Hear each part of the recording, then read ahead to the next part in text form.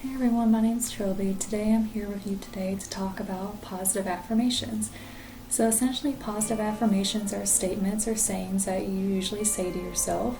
You usually repeat them to yourself on a daily basis in order to kind of motivate you to become a person that you want to be. So these statements, they usually help improve self-gratitude and appreciation and also self-confidence once you say them over time. So during this time at home right now, you may have found yourself having more alone time, more time to think about yourself or other things going on. But of course, also during this stressful time, you may have been thinking more about self-doubt or just filling your mind with all the negative news or fears that are out there. So although this is a stressful time, it's also an opportunity to kind of help reprogram your brain almost to kind of thinking of more positive things that you can fill your brain with in order to kind of get the negative thoughts that you're thinking about or even repeating out loud out of your brain. So a way to do that is, like I said, through positive affirmations. And you might think, well, isn't it kind of selfish to think about myself during this hard time? And I'm here to tell you that no, it's not.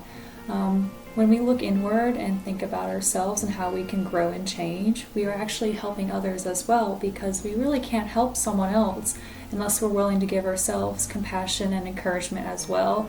So although this is a stressful time, we are human beings, so we do grow and change even in times of stress, even more so in times of stress. So like I said, another good reason for this to be a self-growth opportunity for you.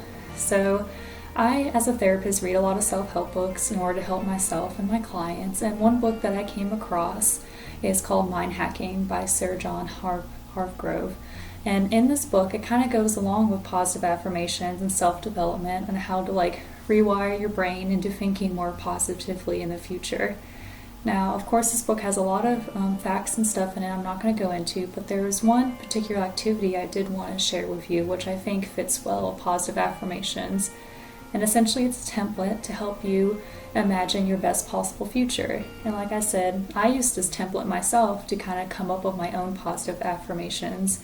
And essentially what the template is, it's divided into 5 different verbs, and each verb contains a question. And while you're answering the questions, you have the choice to either you want to answer them in one word, like the question suggests, or you can make it into a statement. So I chose to make mine into statements to kind of fit more positive affirmations. But like I said, it's your motto, it's your saying, so you can do whatever you want. And I would encourage you to try to even start by saying these things in a present tense, because when we start to say positive affirmations in a present tense, it kind of puts in your brain like, okay, this is something that is happening, this is something that will continue to happen in the future. Of course, if you're not ready for that right now, you can of course say your positive affirmations in a future sense, but I do want to give you some guidelines for that. When you're writing your positive affirmations, you want to make sure you're using words like I am, or I will be, or I'm going to. You're not going to use words like, oh, I guess I can, maybe one day I could, or I don't know, because when you're using those guessing kind of words, that just kind of puts more self-doubt into your brain and kind of continues those negative thought trains that we kind of want to get rid of. So making sure they're very affirmative, making sure they're very focused and they're goal-driven. Like I said, using words like I am, or I will, or I want, or I have in that way. So like I said, the 5 different verbs and their questions, it's going to be feel, do, have, give, and be. So the first question is, what is one word that I would like to feel? So like I said, I used a sentence for this one, so I put I am positive. So essentially I would like to feel more positive, but of course if you want to say something like calm or happy, just a one-word answer, that's perfectly fine. It's your motto, it's your positive affirmation.